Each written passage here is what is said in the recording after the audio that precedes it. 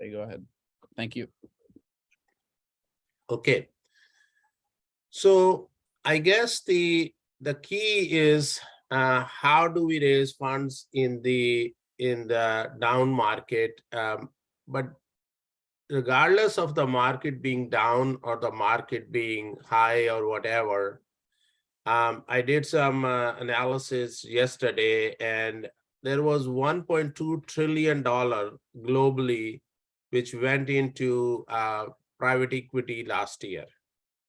And the first 2 quarters of this year, which is 2022, almost 529 billion has been used to fund private equity companies. So if we can see, there is a lot of money that gets poured into the private equity. And the key to get invested, or the key to get investment into your company, is always what we rely on: four things, which is, the first thing is your team, is how good is your team is. The second thing is your product and your traction. The third thing is your raise. What are you raising? And then the fourth thing is basically you have an exit plan or not. So the the key or the success happens if you have a offering which gonna really make a difference in somebody's life. If this is something that either a business, if you are a B2B business, then are you solving a critical business need for other businesses or not? And same is for the business to consumer. The same thing is, if you are adding something to the value, which is something that people want, and those are the companies that are going to get funded. Another thing which is very important for us to always remember, and this I use it to motivate myself, all the people around me. Let's just say sometime when we say, and I'm going to give the example from an unemployment point of view. When we say, okay, the unemployment is 5% or 10%, 10%, when we say unemployment is 10%, people freak out. Oh my God, there are no jobs. But we need to look at the glass half full. And that means that 90% of the people are still working. 90% of the people still have jobs. 90% of the people still have everything that is they need to do during even the uptime, even during the downtime. The same applies for the investors, or for the VC community. Even though there are now less companies, there is less funding happening, or there are less companies which are getting funded, but still, if you look at it, 529 billion went in just 2 quarters to the company. So what are those companies who's going to get funded? Those are those who have their act together, those companies who are working towards solving real business issues. Those are the ones which going to get funded. Another point that is very important is that most of when the money is tight, that's when you get more creative, especially from a business's point of view as well as from personal point of view. So if you have an offering which is very compelling, this is the time when you're going to find customers. I was reviewing some of the companies that in 1929, when there was deep recession, in fact, there was depression going on. That's when Walt Disney and his brother, they created the, Walt Disney Company, which is an amusement parks now. So imagine that during the downtime, a lot of successful companies get formed, because you need to come up with what a customer wants, what a user want, what a business want, and then if you have a creative solution, that will be very successful. Another funding source which a lot of people ignore, which I personally use a lot, was my customers.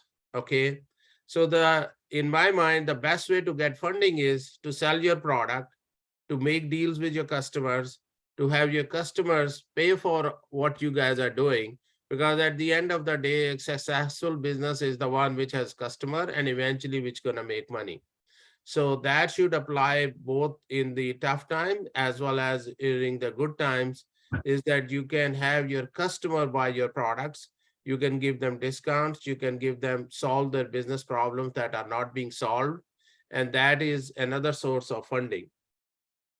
One other thing which is kind of like a double-edged sword, but we need to make sure that every money that we are spending, which is basically your expenses, are very much under control. They should be always under control, but especially during the tough times. In fact, when I was running my company and we were having a tough year, I will be in one sense very happy, because we would not be spending money on things that were not essential for the business. And I think that is another source. Money saved is money earned. So that's another source of, funding that you can have in your company, where you can use the resources in a positive way. We need to somehow show profitability.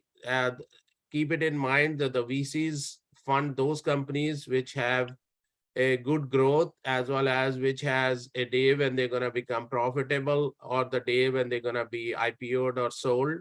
So we need to always focus on profitability. One thing which happens also again is that the valuation now are becoming a lot more reasonable. I know last year the valuation were off the roof, and sometimes the VCs weren't even funding those opportunities where the valuations were too high. So this may be a good time to have realistic valuations for your business, and then present your case to the VCs, and hopefully with reasonable valuation expectation that you have, you can potentially get funding. So with this high level discussion up front, I will open up for any Q&A or any discussions or anything specific that you have in your mind. As I said, the four thing always remember, and I'm gonna just repeat them. One is that your team, how good and how well-rounded team you have. Number two is your product and traction. If you are growing and you have a good product and you're solving a business problem. The third is your raise and your valuation. And then the fourth is your exit plan. These are the four things which are very important to raise funds. Questions, anybody? Go ahead, Bill. My question is about valuation. That's a number that's out there, but who does that? How do you really get a reasonable valuation of your business to be able to present to investors? Yeah, so it basically at the end of the day is the market which dictates your valuation. So typically what happens is that there is a lead investor from a VC's point of view. So when you have a product, there are multiple factors that they look at it. They look at your team, they look at your offering, they look at how much you are raised, how much you are raising, what is the valuation, what industry you are in, if you are in a SaaS business, if you are in a life sciences business. So there are many factors that go around with which dictates what your valuation is. And typically there is a lead VC which will negotiate the terms and conditions with you, and those then basically gets used by all other investors which will give you the similar kind of terms. So there is no one answer, one yardstick that it gets used. Sometimes it's a multiple of your revenue. Sometimes it's a in most cases, it's not profitable company yet. So it's a multiple in your revenue. It's also the industry you are in. It's also like the offering. Currently, Mighty Capital have been investing in two major areas. One is in the SaaS business, which is the software as a service business, and the second is the life sciences business. So those are all the factors that you need to consider. So I have a question for you, Naeem. So you have a company that's on a really great growth trajectory, and let's say they've got, I don't know, $700,000-800,000 in revenue. What would be, let's just say they're in AI and SaaS today. So artificial intelligence SaaS. What can they expect? What are the multiples right now? I know they've changed a bit, but what are they today? Like, what's the range? So I will say somewhere between 10x of the revenue is reasonable to expect. If you are in that kind of a growth and in that kind of a thing, I think 10x is very reasonable. I have seen funding that we have seen when we have seen the pitches, they go from 5x to 100x of the revenue. So, those 100x's are disappearing now, but 5 to 10x's will be very reasonable to expect. And how do you, so some of the companies are early stage, but they've got a fantastic team. But they're pre-revenue. How did they come up with what their valuation should be? What do you do? What's the magic sauce to look at the valuations? Yeah. So I'm afraid I'm not going to be able to give you that answer, since most of the companies Mighty Capital invest, we require a minimum of around 1 million in ARR. I am also part of a angels group, which is called Sandhill Angels, and even they haven't been doing any pre-revenue funding. So the two groups that I'm involved, they all require a revenue and a good team before they can fund. I'm sure there are very early stage, I guess, angels, and I don't even know. There are the VCs, but they do pre-revenue funding. I am not part of those. And so what you look at let's just say, you've got a company that you're saying 1 million, let's say Sandhill Angels. So what's the minimum with Sandhill Angels? I will say they will around 500,000 plus minus. They will still be looking at very, very conservative. They look at and the thing is that the pipeline is so high. Let's just say we get 1,000 companies who trying to get the money, and it gets narrowed down to maybe 100 companies that we're gonna be interviewing and seeing their presentations. Out of 100 companies, maybe we're down to 20 companies that we're gonna be doing due diligence on, and you got to come down to maybe 10 companies that you're gonna end up investing in it. So the funnel is so big that there is so much funding request that is coming that you have a yardstick up front to say, if you don't qualify this, you don't make it to the partners meeting. So what happens? How do people, so let's talk about some of the hacks. How would somebody, there's a startup, a really cool startup, but they want to get some visibility. What's the best way to get the visibility, to get relationships with folks so that they can step up out of the pack? Yes. So exactly, you use the word relationship. So that is what that's what I'm doing right now. I do not know who am I speaking with. I do not know who, which person has which company and what they are looking for and everything. I am here presenting on behalf of Mighty Capital, telling you guys how we do our business. So typically what happens after these kind of presentation is that people then connect with each other. They send you their slide decks, and then we have industry coordinator who stays in touch with them.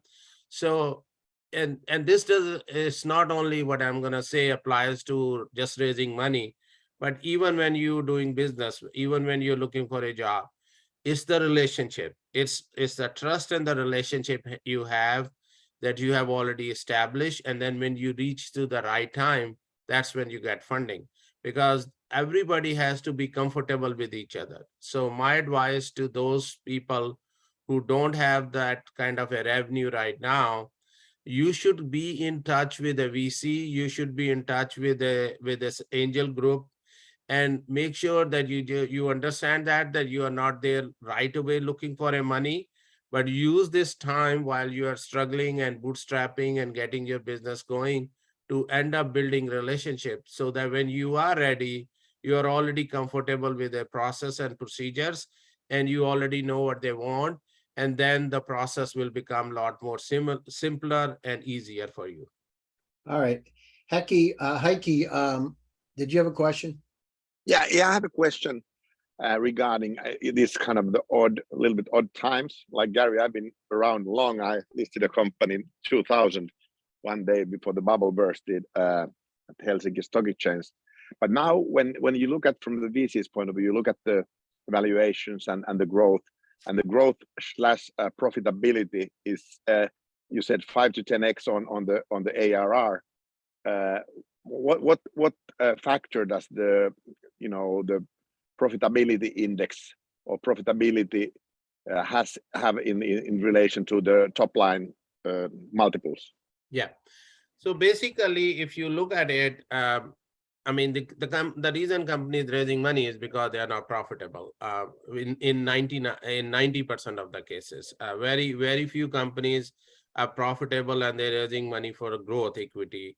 But majority of the companies that we see are those who are not profitable yet. So the things that we look at is that how quickly the revenue is growing. Is it doubling or tripling every year? We look at their gross margins, how are their gross margins are.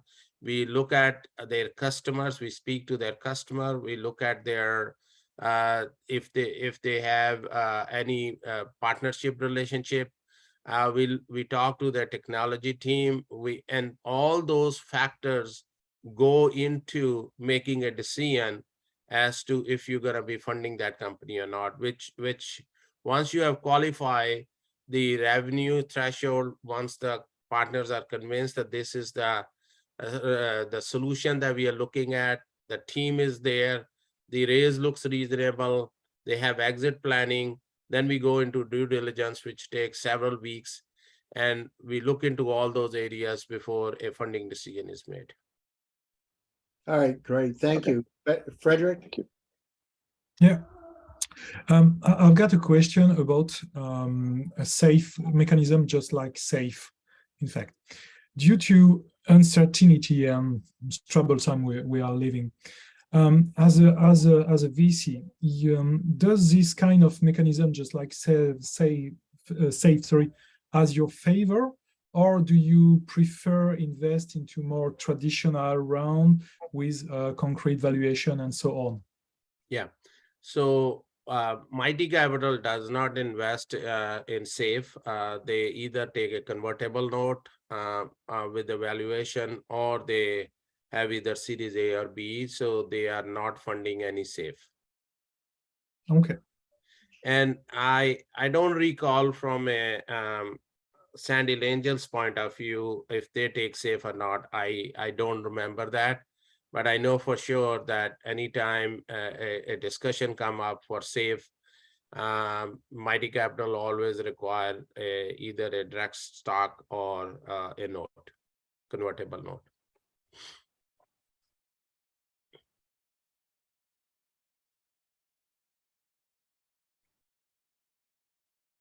I see Igor has a question. Igor. Hi, Naeem. Nice to meet you here. I have a question related to exit, because you mentioned that for VCs and investors, it's very important to know about the exit strategy. Can you give us any tips for ARR less than 1 million? Like when we negotiate with VC or potential investor, what would be our ideal strategy and what to know about, right? Like, what is your hacks or tips you can give? So let me just see if I understand your question correctly. Are you saying what are the things that you need to have lined up to discuss your exit strategy? Is that your question? Correct. Yes. Like what is Yeah, I got it. Yeah, imagine yourself as a startup pitching for Mighty Capital, knowing all your, let's say, like having all this knowledge in the industry. What is the tips for the startups? Yeah. So the reason Mighty Capital is always interested in understanding an exit strategy, and I believe it's not only Mighty Capital, but every other VC will be looking at. See, if you look at from it will take me a few minutes to answer your question. So let me give you a bigger perspective first. So if you look at from a VC's point of view, VC is coming in to help you achieve your business goal, but they are also in there to make money. Let's just be very clear. VCs are not, there for the long haul, and they want to have an exit. And that's the only time where VC make money is when you have a successful exit. So typically VC is looking for anywhere from 3 to 5 years kind of an exit plan, where they anticipate you to either IPO, either sell, or do a successful exit in somewhere in that range.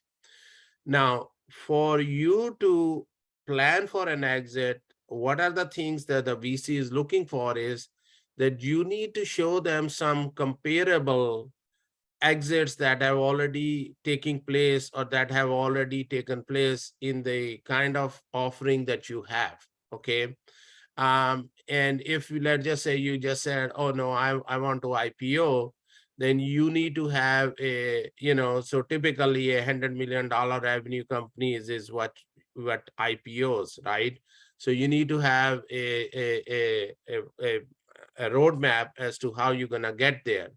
Or if you're gonna do an M&A, you need to say, who are your potential partners? Who are your potential buyers? Let's just say you are a SaaS company and you have come up with a new application. Then you're gonna be saying, okay, well, potentially Oracle or potentially SAP or potentially IBM will buy me, or a system integrator will buy me. So all those things you have to research before you go to an VC, because the only time VC is going to make money is when you're going to exit. So having a good exit plan and not having a good exit plan can make a big difference if you're going to get funding or not.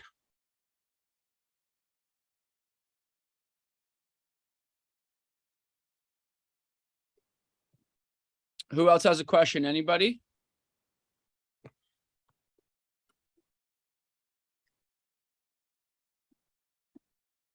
Yeah, Martin here. I would have a question. Thanks, Martin. You said about the sort of period that typically a VC looks to be in a company, and what is the sort of horizon for a liquidity event. Has this period somehow been influenced by the current situation? I mean, has it become shorter? The VC is more aggressive and taking the risk down, or are there any other dynamics that might even prolong the period when the VC is happy to be in a startup and build for the liquidity event? Yeah, I don't know about the industry, but within Mighty Capital, we haven't panicked. None of our LPs have panicked. So we believe that we have done our due diligence to begin with. We have invested, or we are invested in the companies that we want to make them successful. So I don't think there has been a change. Now, actually, an opposite has happened, is that a lot of people are now putting lot more money in the private equity than they were in the public market. So if you look at, if you have a money, let's just say you have $100,000 and you put in public market, and let's just say you were technology focused. So you already lost around 20% of your money, okay, in the public market. So going forward, if you have more money coming, where would you put? And in most cases, what we have heard and what our managing partners are telling us is that when we used to get, let's just say, $100 before, now we're getting $150 to invest. In other words, people are pulling money out of public markets. People are pulling money out of other investments, and they are giving more to the VCs because that's still a safer bet compared to what's going on into the public market. So that being said, can you talk about the IPO landscape and kind of being a public company? It sort of goes through these phases. Are a lot of your companies exiting via IPO or plan to in the next kind of 5-10 years, or? Yes, so in our previous fund, which is Fund 1 of Mighty Capital, 3 companies IPO'd out of the probably 15 investments. Mhm. And in our Fund 2 that we are in right now, we anticipate again 2 or 3 companies to IPO. And then Fund 3, which will start early next year, will be a much bigger fund. But again, obviously, we haven't done any investment over there. Also, keep it in mind that we do the private equity is also again very relationship driven. In one sense, the VCs firms are, I will say, they are less of a competitors, but more of a collaborators with each other. So let's just say they typically have a relationship with each other.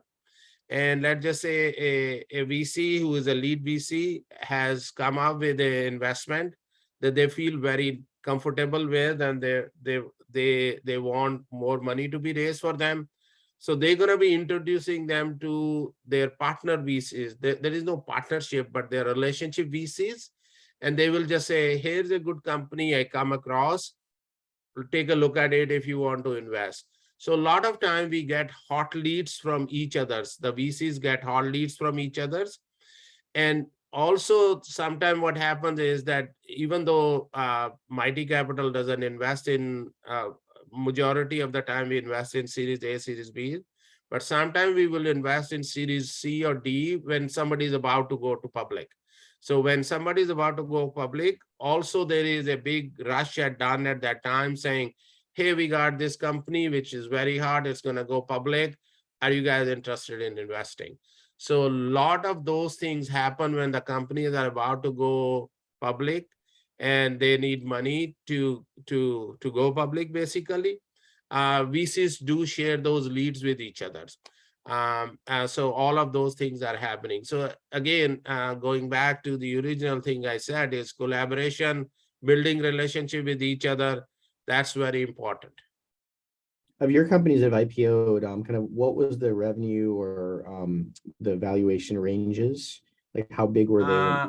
I don't know on the top of my head. I do know the 3 companies that the 2 companies. One was Airbnb, which the Mighty Capital participated in. There was 1 or 2 which is slipping my mind, and as soon as they come, I will let you know.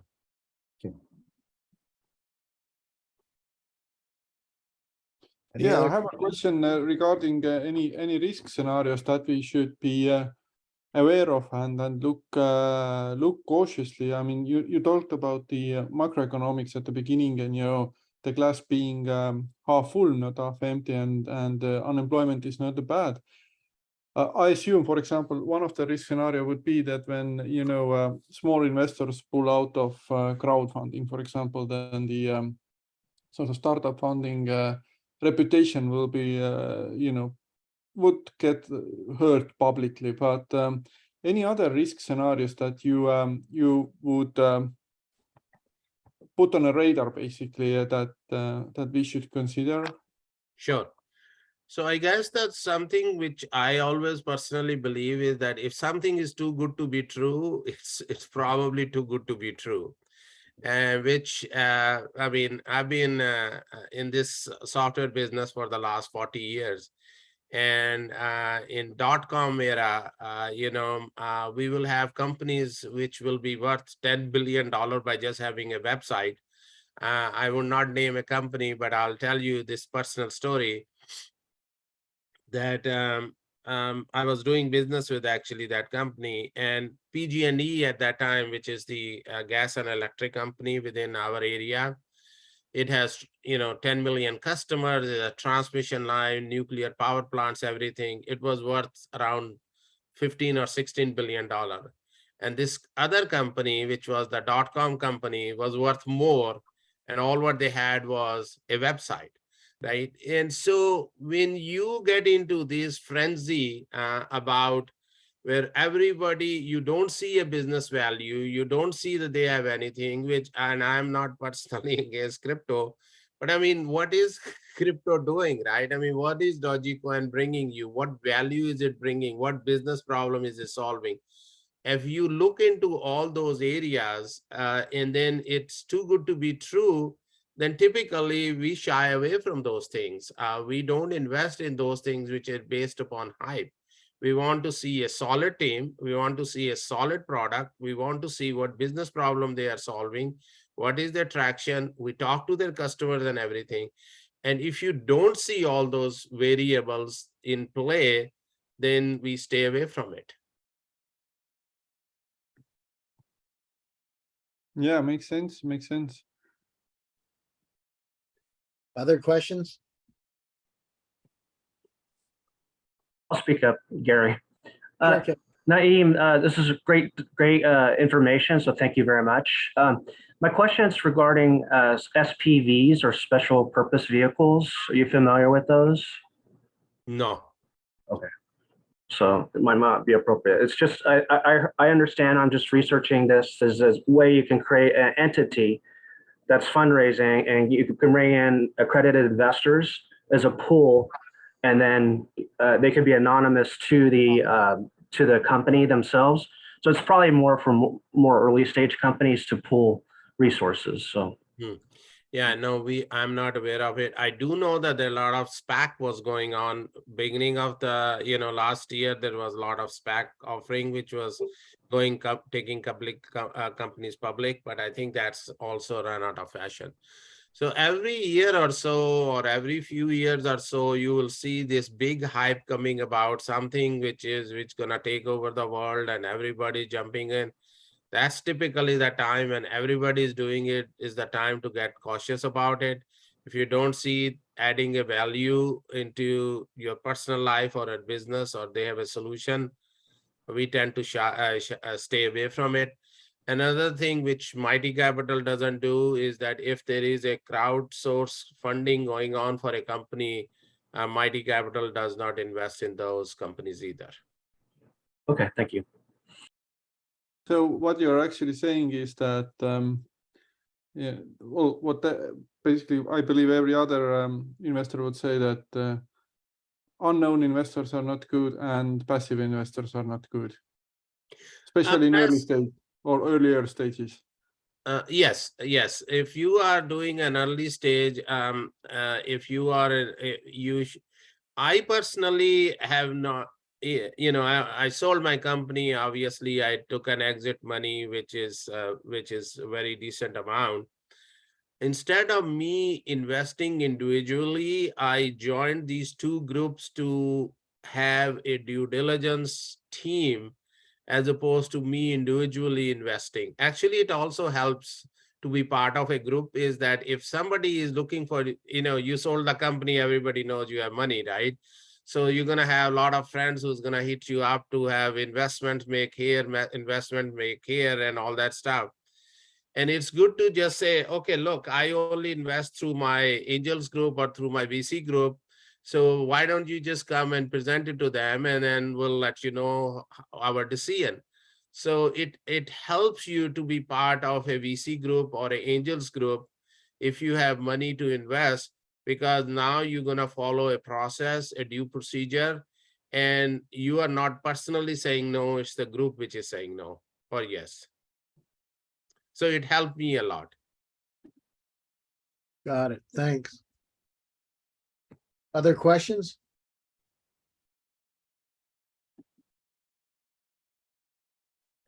No? Okay. Don't be shy. Yeah, don't be shy. So I got to go, Naeem, what do you think? So we look between now and the end of the year. What do you think? What's the temperature look like next year? What are people saying? So the analysis and the studies that I am doing, as well as I have also quite a bit money invested in the public markets. My advisor on the public market is saying that we're going to have continuous downturn happening. So I will say we are gonna be either in recession already, or we will get into recession pretty soon. And as I said, I've been in the software business for 40 years, so this is gonna be my 5th cycle. And typically the good cycles go upward trends anywhere from 8 to 12 years. We had the longest this time, and the down cycles are from 1 to 2 years. So I think 2023 and the rest of the year gonna be tough, and I see 2024 things gonna hopefully starting to improve. So cash is king. So make sure you have enough conserved cash. If you're running businesses, make sure you are not overspending, conserve your cash, raise your funds, and in a way where your valuations are reasonable. From a VC's point of view, sometimes we are actually happier because now we are getting more reasonable valuation happening for the companies that we are investing in than with the hyped valuations. I mean, personally, and Mighty Capital, we have shied away from those hyped valuations. But it's from a VC point of view, this is a good time to look at good quality companies. Now, advice to the investors is that if you have enough cash, and if you can survive through 1 year, year and a half, don't raise money at this stage, because you're not going to get top valuation, and you're going to end up giving more equity away for small amount of cash. So if you can bootstrap it, great for you. If you really need cash, then have a reasonable valuation, have a reasonable presentation deck, got all those 4 things that I have said it multiple times under control, and you can still raise money. As I just said, 529 billion went out in Q1, Q2 of 2022. So money's out there, just be a lot more reasonable now. Got it. Thank you.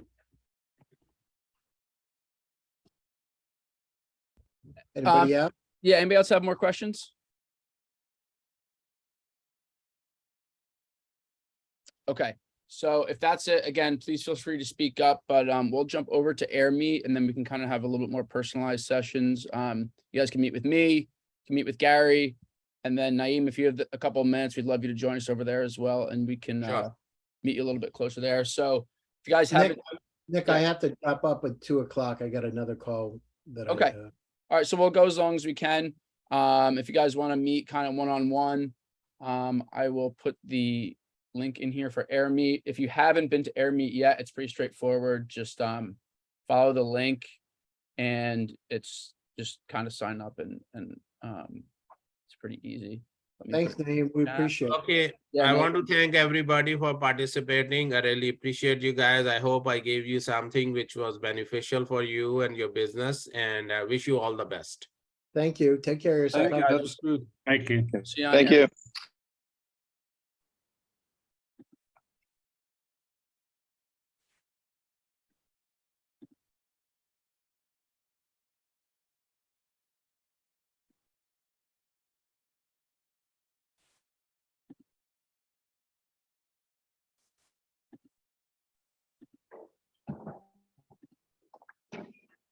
That was a good one. Could we have at some point, or maybe we could discuss among us, that this was clearly a VC Series A round, but what about looking into angel rounds or a seed rounds with the early stage VCs? Can we ourselves like downscale some of these things? Because the 4 things, I think they are there from the very beginning, but the other factors, what do you say?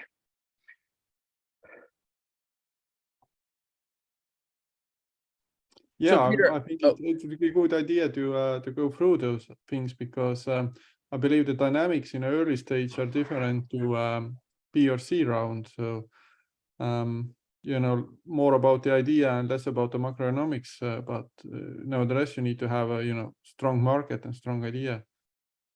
Yeah. Yeah, absolutely. I think that's something we can definitely work on for you guys and kind of scale it down. And I don't think we need to have another speaker on the topic, but just like led by Nick, we could do a workshop of thinking what are the milestones, the key metrics, the most important things that we need to look in, because it was a great talk and great advice, but at least for rehab, that's like 3-4 years time or so. Yeah, understood. Let's see. Are you guys, has anyone tried to join on AirMeet? I don't see anybody over there yet. I'm trying. Okay. Good. You there, Nick? Yeah, I'm here. Yeah, I'm trying to right now. Okay. Just want to make sure no one's having an issue. He keeps asking a lot of questions.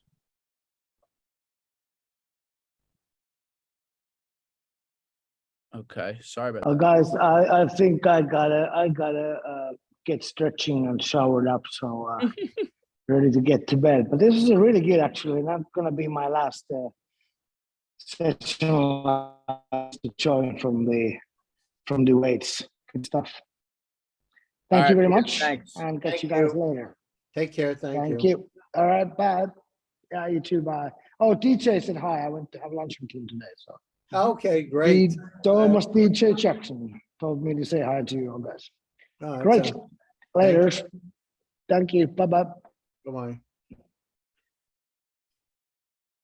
Pretty Yeah. much out of time anyway, so if we want to, we can continue for few more minutes over here and then we can sign off. There, Naeem, there's people over in AirMeet waiting for you on your table. They're waiting to talk to you.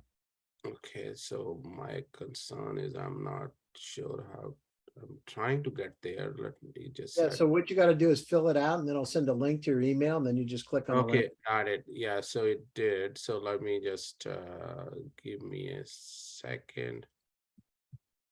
And I am getting there. Confirm registration.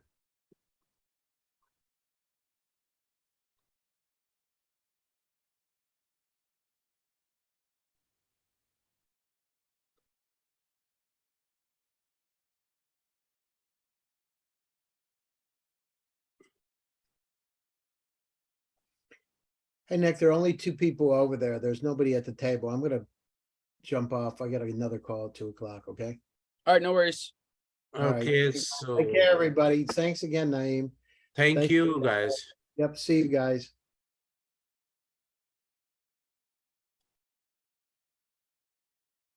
Any luck, Naeem? Yeah, I think I'm getting there.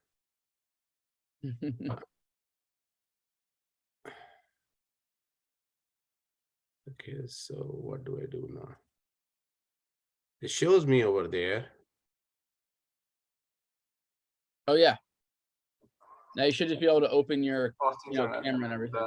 and be isolated, because it's when the GSD events are, I mean, in Northern Europe, in Estonia, it's not as bad as in Asia, because in Asia you would be normally sleeping at that time, but for me it's like, for example, it's 9 p.m. So I mean, it's the family is home and doing their stuff. All right, I'm gonna end this meeting, guys.